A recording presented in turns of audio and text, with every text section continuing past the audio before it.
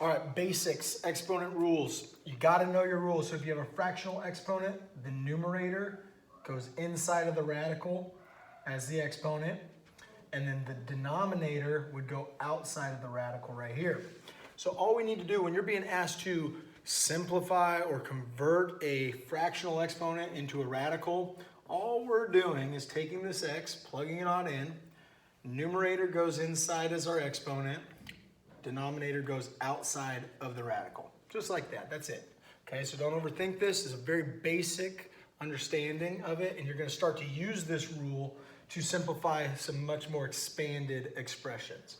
All right, so here again, writing out the radical, top number, or the numerator in this case, okay, if we're using proper terminology, it's gonna go right there as the exponent with the 7 going outside of the radical.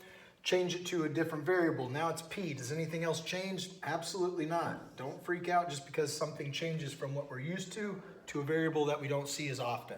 All right, top number, numerator goes inside. Should I put a 1 right there? There's really no need to, okay? So I wanted to make sure to show you this problem because a lot of times I'll have kids write it down. I don't mark them wrong for it. It's just not needed. We mathematicians know that if it's p, we know it's p to the first power. We just don't need to show it. Okay, that 3 does need to be shown because now we're talking about a cube root. So that's how I would answer these 3 problems. Now, one more thing that I want to touch base on is this, is what if that bottom number was a half? So what if I said, let's go with m to the power of 5 halves. Okay, and I go to simplify this, or excuse me, I go to write it out as a radical. I'm going to draw my radical. I'm going to have that 2 right there. Okay, but I want to show you how I'd write my answer. And that's how I would write my answer. Similar to knowing that there's a 1 right here, we know that when we draw this without a number there, we're talking about a square root.